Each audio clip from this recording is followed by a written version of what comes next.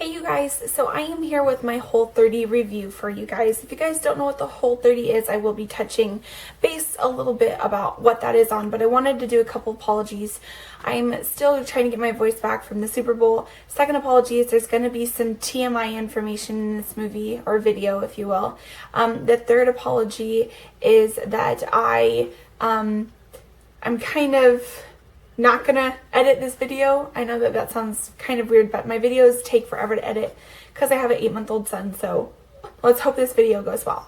So let me go ahead and jump right in. So my husband and I decided to do a Whole30. Now the Whole30 is 30 days where you do not eat any added sugar, no wheats, no grains, no dairy, no soy products, so no edamame, no tofu, nothing like that, no alcohol, and no white potatoes, no MSG, and no carrageenan, no slips, nothing like that. Now, it was pretty difficult for us to do this. This was something that we struggled with, but it's something that we ended up being very proud of ourselves for doing. So the Whole30 was created by Melissa and Dallas Hartwig. You can find their book called It Starts With Food on Amazon. I will link that below, and they also have a website that I will link below for you guys. I did have the book on my hand, but my one of my good friends, Miranda, is actually reading the book right now, so I do not have the book on me to show you, but like I said, I'll link it below. So I decided to do the program because I have always had weight issues my whole entire life. And then on top of it, I got diagnosed with an ovarian disease called polycystic ovarian syndrome that makes it even harder to lose weight. There's hormone imbalances, so on and so forth. So I had just kind of given up at a certain point in time. I just didn't care anymore. So that was kind of something that pushed me to do this because my sister and her husband have done a couple Whole30s chicken nuggets. I don't know if you guys can see her. She's moving in the back. But my sister and her husband have done a couple Whole30s. And I just decided that it was time to try something different. So my husband and I, thank God he was on board because he's a pretty picky eater. I was worried he wouldn't be on board with me, but he did great. And we were able to complete the program and be really proud of ourselves at the end. So let me just kind of jump right into some of the issues that I was having. And another reason why I did the program was because I wanted to see if I could cure my issues with the program like the program claims to do. It claims to cure a lot of things. There's like a laundry list of things that it helps cure. So for me, I hadn't had a period or a steady period in 7 years and had no period at all in 2.5 years because of my polycystic ovarian syndrome. And in the 4th day of my Whole30, I had my first period in 2.5 years. So that was incredible. That was in itself, I was like, oh, done and done. Like I was so excited that I had my first period in a long time. The second thing was I never have energy. And in about 5 to 6 days on the Whole30, I had like Energizer Bunny energy. It was pretty incredible. I was very impressed and I was very happy that I had so much energy. The third thing was that I didn't sleep very well. I probably woke up anywhere between 5 to 8 times a night, once or twice to go to the restroom to pee. And I would say within the second week, I was sleeping like a rock. Like woke up maybe once during the night to go to the restroom, or if my son woke up, like that was it. It was pretty incredible to me what I was noticing and how fast I was noticing it.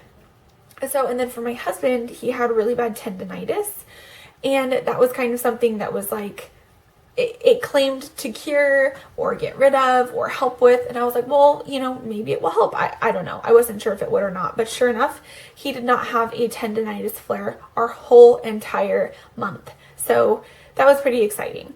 And many of you know that I am a medical assistant, so I'm kind of leery about certain things. Like I'm not really into fad diets or anything like that, but this was just something that I just felt in the pit of my stomach that I needed to try.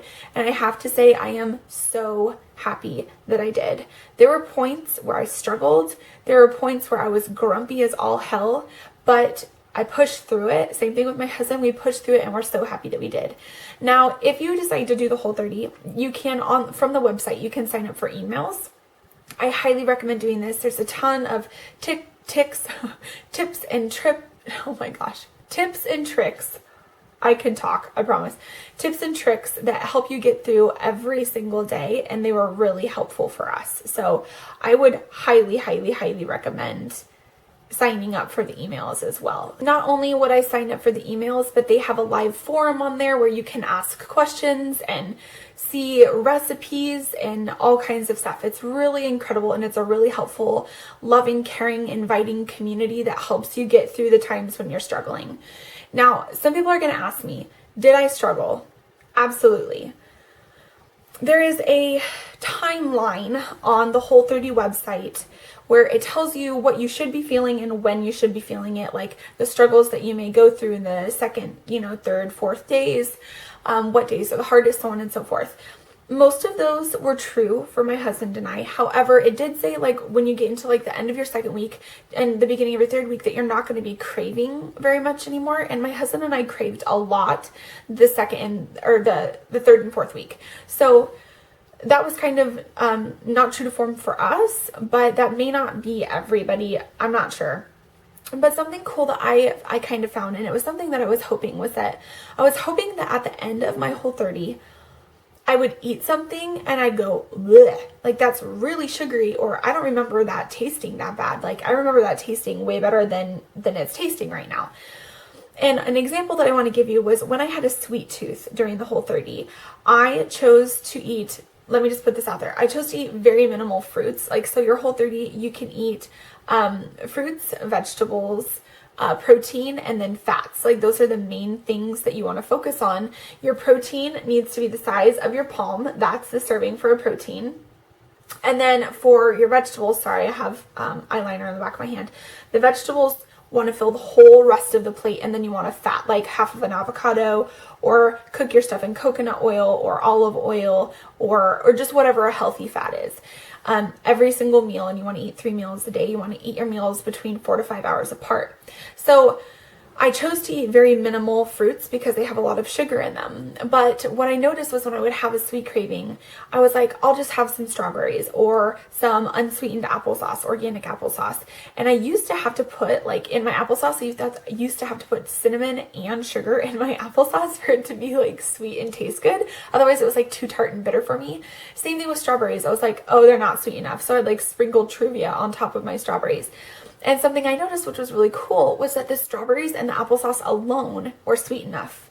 It was fantastic. It was like all of a sudden when your body's not used to eating sugar, all of a sudden like the natural nutrient dense foods that you're supposed to be eating have like their full impact of flavor, and they're just like, bam, like the strawberries were sweet enough like they're supposed to be. So that was pretty cool. I'm really glad that I experienced that. So let me get into the nutrients labels on foods. So yes, you can't have any added sugar, none of that crap. So you really want to make sure to read your labels. I will give you an example. For paste picante salsa, if you see on the nutrients label that there's actually sugar in the label, it doesn't mean you can't eat it. Look at the ingredients. If there's no added sugar in the ingredients, then you can eat it. And the sugar on the label is actually probably from the tomatoes that's in the salsa. So make sure you read your labels. Second thing I want to just put out there, most tuna fish has soy lectin in it. So during the Whole30, you cannot have tuna fish. So read your labels on that. I'm sure you can find soy-free tuna fish somewhere, but I'm sure it's going to be really expensive. So it may just be easier to avoid it. And it's the same thing with bacon and sausage. I was so bummed to find out we couldn't eat bacon and sausage during the Whole30, but most of them are cured in sugar. So you can find sugar-free, but they're really, really expensive. So if you do not have uncured bacon or sausage, you cannot eat bacon or sausage during the Whole30. But we didn't struggle with it, believe it or not. And we eat a lot of bacon and sausage, so we didn't struggle with that at all. So I'm going to give you a rough outline of what my day looked like. So in the morning, I would have 3 to 4 hard-boiled eggs. A serving of eggs, believe it or not, is how many you can hold in your hand, okay? Now, a lot of people think, oh, eggs are full of cholesterol. It is not the cholesterol that comes from eggs that gives you bad cholesterol. It's the cholesterol in combination with all the other crap that you're eating. So a lot of people, that is that's a huge misconception. It is not the eggs. It's not the cholesterol in the eggs that's giving you high cholesterol. It's not necessarily bad cholesterol. It's that in combination with all the other crap that you're eating. So anyways, I would have 3 or 4 hard-boiled eggs or fried, whatever. Hard-boiled was just easier for me because I have an 8-month-old and it was just easier. And then I would have half of an avocado and like a handful of cherry or grape tomatoes. Then for lunch, I would have a salad with whatever protein was left over from the night before. So like chicken, I would make like a Greek salad with obviously without the feta. And then my dressing was olive oil and balsamic vinegar. You can have balsamic and red wine vinegar with the Whole30. And then for dinner, we would do whatever protein, chicken, fish, beef, whatever it was. And then we would do, asparagus and sweet potatoes or any other vegetable and a salad or just whatever works for you guys. So I know that it sounds like it's kind of going to be tough, you guys, but I promise you, you're not going to be eating the same things over and over and over again. I mean, yes, you may be eating some of the same, vegetables and proteins and stuff like that, but the Whole30 book, or It Starts With Food, comes with a ton of different recipes, so on and so forth, and do your research. You can go online and you can find a ton of stuff that is Whole30 approved or compliant, a ton of recipes, so on and so forth. So I promise you, you will be able to figure out meals that just satisfy your taste buds, and you'd be surprised how good they are and how different they are from what you had the night before. So I kind of just want to get into how this program ended up making me feel. I ended up having more energy than I ever had in my whole entire life. I hope I don't repeat this part. One of my video cuts ended up not working, so I had to re-record it. So hopefully I don't repeat stuff or miss or leave some stuff out. But I ended up having more energy. As I said, I had my first period that I had in a long time. I was sleeping better. I wasn't as grumpy. My husband and I weren't, arguing as much as, we have in the past. I mean, there were just so many amazing things that happened. And then, like I said, Bri didn't have a tendonitis flare, so on and so forth. So you are supposed to do a reintroduction phase to the Whole30 program. So basically you, every couple days after your last day of your Whole30, you reintroduce a portion or something of food like dairy or whatever. We did not end up, and it explains that in It Starts With Food. I won't get into that because it's kind of long and drawn out, but we chose not to do a reintroduction phase. And I have to tell you, our next Whole30 that we're doing in April, we will definitely be doing a reintroduction phase. It was awful. For the Super Bowl, I didn't even eat that much. Like, I had a couple corn tortilla chips, a couple meatballs, 2 little pieces of chocolate, some vodka, because it's the purest alcohol. And what else did I have?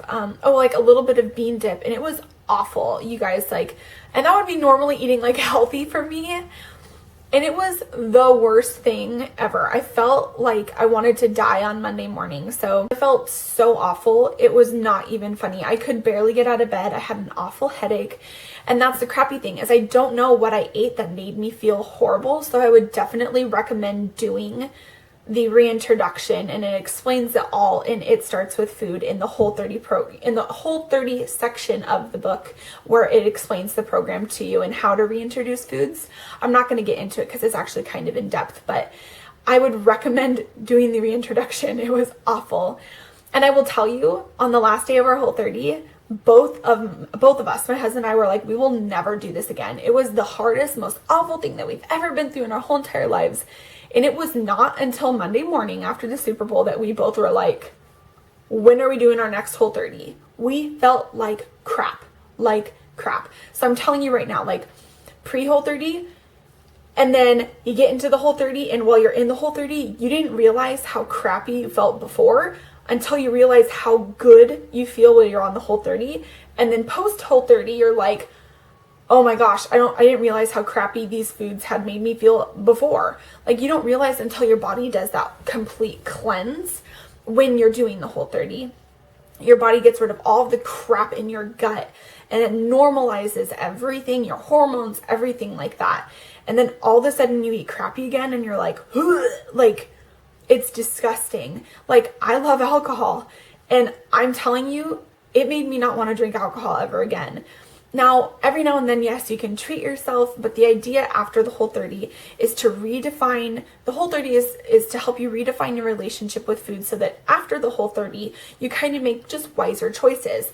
We've decided to go paleo with, every now and then treats, like a glass of wine here and there, or like a small piece of pizza when we're out for dinner or whatever. But keep in mind, once you've cleansed your body during the Whole30, if you eat a pizza, if you're eating paleo and really clean 2 months after your Whole30, and then all of a sudden you're out and you eat a piece of pizza, you're probably going to feel like crap the next day. But that's the amazing thing, is it helps your body, and it just links everything to make you go, this doesn't make me feel good. I don't want to eat this. And that was kind of what I was looking for. I couldn't wait to feel like crap once I had chocolate, or A, B, C, D, or E, whatever you can't wait to feel crap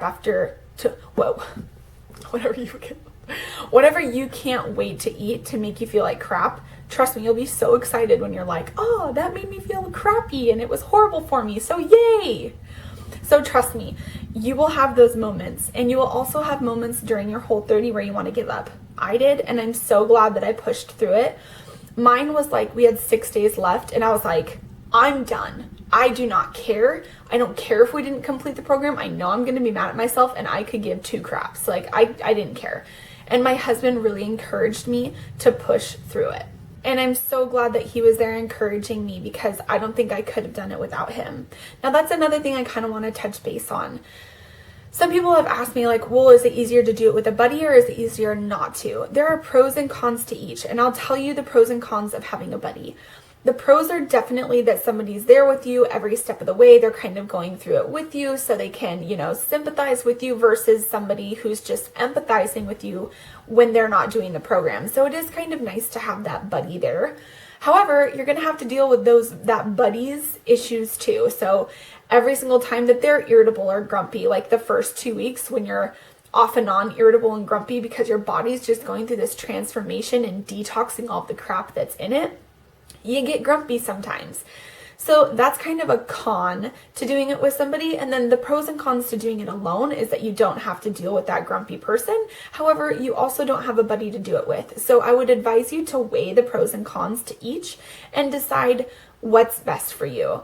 It is kind of up to you, but I would weigh the pros and cons. Another thing that I would advise is to probably not do this program when you've either got something big coming up, or you're going on vacation, or you have a big party or something like the Super Bowl. I would probably recommend not doing it through things like that, because it's a lot more difficult to stick to it. Like, we tortured ourselves a couple times. We went out to a dinner when my brother came home from the Air Force for good, and it was like, and we had even eaten before the dinner, and we were like drooling over everybody's food, and it was just, we tortured ourselves. It was pointless. I wouldn't recommend doing stuff like that. So I do have a friend that's going to be going on a vacation and doing her Whole30, and I'm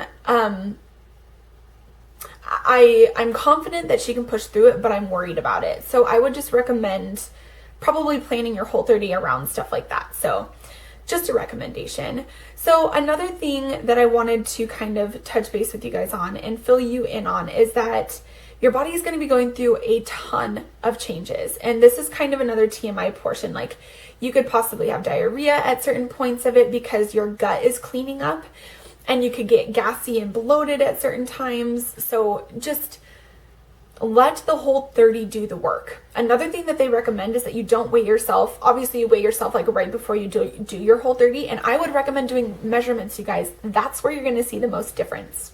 Even though the program isn't made for you just to lose weight, it's to help you redefine your relationship with food and get your body used to the nutrient-dense foods that it's supposed to be consuming. Losing weight is obviously a huge perk, right? So I would recommend weighing yourself before and doing measurements before. They do not want you weighing yourself throughout the Whole30. One, because they don't want you weighing yourself at week 2 and realizing you've only lost 5 pounds, and then you getting discouraged and then deciding to quit the program. And 2, because your body's going through all these changes, your gut's going through all these changes, like for women, there's probably going to be a point where you look like 6 months pregnant. I'm not kidding you, because you're so bloated and you've just got all those gases. I'm not saying that you'll be gassy. You could be gassy. I wasn't, but you could be. but you've got so many gases going on in your stomach trying to clean your gut up that you're insanely bloated. But the magic happens. I promise you, it's like one day you wake up and your stomach's just like flat, and your stomach feels good, and like I can't, oh sorry, my hair looks like poop. I can't explain it, but it is just the most amazing feeling. And that's when the magic happens. That's when you lose all that weight. So please wait till the end to do the program, or to weigh yourself.